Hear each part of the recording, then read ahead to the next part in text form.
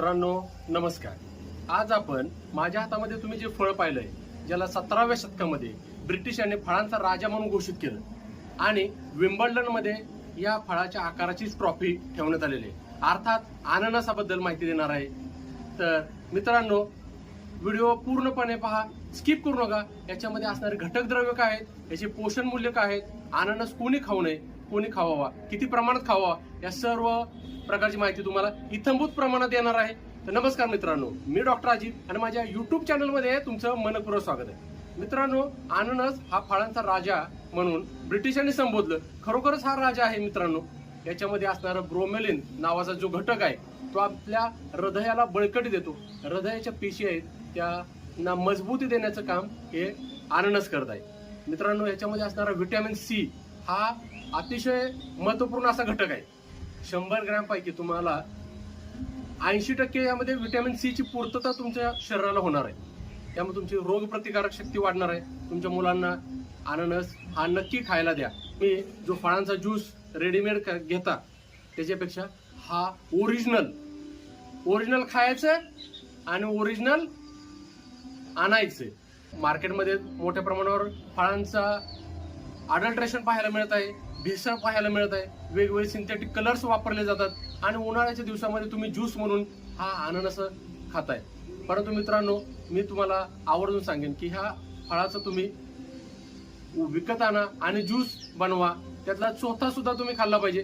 त्याच्यामध्ये असणारे कार्बोहायड्रेट आहेत, त्याचप्रमाणे प्रोटीनचा स्रोत आहे, पोटॅशियम मोठ्या प्रमाणावर आहे, आयर्न देखील आहे, व्हिटॅमिन सी असल्यामुळे तुमची रोगप्रतिकारक शक्ती वाढणार आहे। नुकत्याच झालेल्या संशोधनानुसार कॅन्सरच्या पेशींपासून तुम्हाला प्रतिकार, कॅन्सरच्या पेशींना रोखण्याची क्षमता या अननसामध्ये आहे।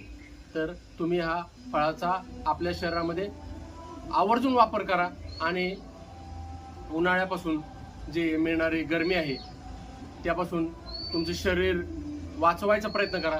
याच्यामध्ये 80 ते 90% पाणी आहे, त्यामुळे तुमच्या शरीराचं हायड्रेशन मोठ्या प्रमाणावर होणार आहे। तर मित्रांनो अननस हा नक्की खाणं गरजेचं आहे। तुम्ही देखील खा। ज्यांना चष्म्याचा नंबर वाढत आलेला आहे, मोतीबिंदूचा त्रास आहे, त्यांनी देखील अननस हा खाल्ला पाहिजे। याच्यामध्ये व्हिटॅमिन ए आहे, बीटा कॅरोटीन आहे, त्यामुळं तुम्हाला चष्म्याचा नंबर कमी व्हायला नक्कीच मदत होईल, यात काही शंका नाही।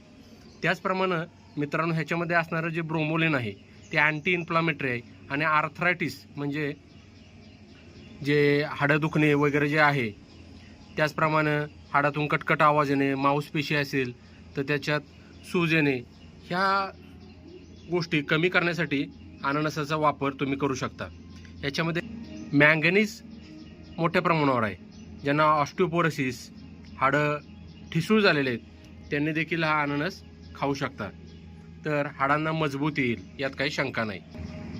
त्वचेवरील सुरकुत्या कमी करण्याचं काम हे अननस करते, त्यामुळं नक्की अननसाचा वापर करा। त्वचा तुमचे हायड्रेट राखायचं काम देखील हे अननस नक्की करेल, यात काही शंका नाही।